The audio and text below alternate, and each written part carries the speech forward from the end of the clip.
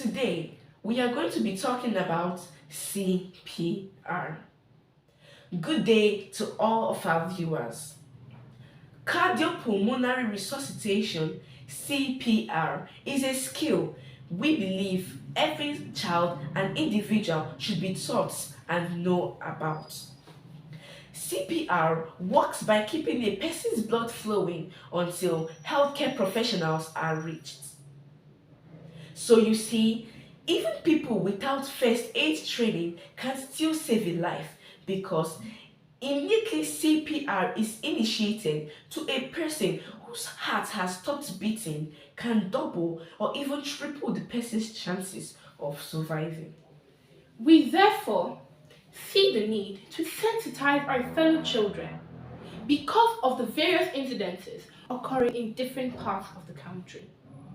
A situation whereby the victims might have survived but unfortunately lost their lives because no one around them had such knowledge. Perhaps the boy who died while playing football in our school a couple years back might have been alive today if anyone knew how to perform CPR and get rid of the obstruction in his throat. Perhaps Whitney Adeniran of Chrisland College, who died of electrocution by a popcorn machine, might have been alive today. And perhaps the female student of a private secondary school in Okpanam Delta State, who died a few hours to the last JAM examination, might have been alive today if anyone, just anyone, had such knowledge. CPR can therefore give you enough time to keep the victim alive if you follow these steps. 1. Remove the victim and yourself from the source or any source of danger. 2. If people are around, kindly ask them to give room for air ventilation. 3. Lie the victim flat on his or her back, loosen any form of tight clothing, and then observe the ABC rule. A. Try your best to assess the victim's airways and remove any visible obstructions. If there is, using a clean handkerchief, remove it. B. Check for the rising and falling of the chest. Listen out for breathing sounds from the nose or from the mouth. Use your cheek to feel for the breath of the victim or place your hands just below the jaw. If there are no signs of breathing, immediately commence CPR. Comment CPR by giving 30 chest compressions and 2 rescue breaths. For adults, using 2 hands, press down 2 inches. Give 30 chest compressions and 2 rescue breaths. For children, using 1 hand, press down 2 inches. Give 30 chest compressions and 2 rescue breaths. For infants, using 1 finger, press down 1.5 inches. Give 30 chest compressions and 2 rescue breaths. Continue doing this until the victim regains consciousness or transports the victim to the hospital. Again, note, if there are any visible obstructions, using a clean handkerchief, remove it. 2. Give the victim 30 chest compressions and pinch the nose while giving 2 rescue breaths. 3.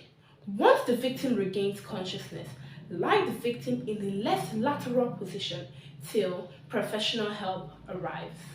Remember, the first rational thing to do is to call the emergency service, which is what people in developed countries do. But sadly, the Nigerian emergency service 112 is just a sham. So, instead of calling to an unwaiting end, administer CPR and then try your best to transport the victim as quickly as you can to the nearest hospital. Thank you for watching our video, and please help us share so that this video can get to as many children as possible, so that together we can help save a life. Love you all. Bye. This is a mini demonstration on how a CPR procedure should look like. So, to remember the steps during a CPR procedure, I'm going to give you an acronym. Doctors ABC. DRS ABC. D stands for danger. Look and analyze the environment to ensure that you and the victim are not in any danger. R is for response. Slightly shake the victim's shoulders and ask the question, "Are you all right?" If there's no response, you move on to S, shouting for help. Shout for help because you might need some extra assistance. The next stage is A, assessing the victim's airways. You tilt the victim's head and you open the victim's mouth to look for any visible blockage. But in this case, there's none. But if at all there is, using a white handkerchief, remove it. The next stage is B, breathing. You place your face like this. You look at the rising and falling of the chest. Feel the breathing on your cheek and listen to the rhythm of the breathing. Now, you do this for nothing more than 10 seconds. If the rising and the falling of the chest is irregular and the breathing which you heard is noisy and unusual, in that case, you commence CPR, which means you move on to the next stage, which is C, which stands for circulation. Circulation is the movement of blood in the body. And the heart is responsible for circulation. In this case, the heart can't help itself, so you help it.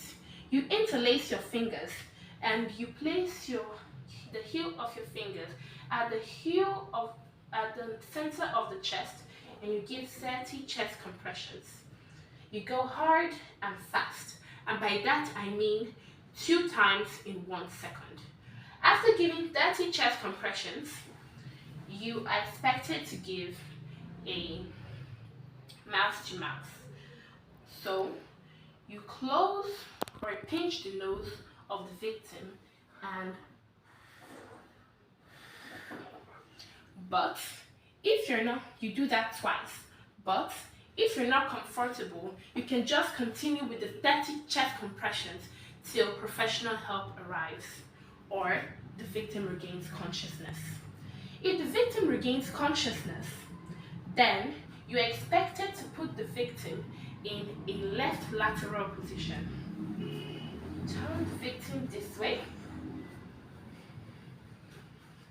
like this, and you let the victim recover in this position. Thank you, and I hope this video is really helpful. Bye.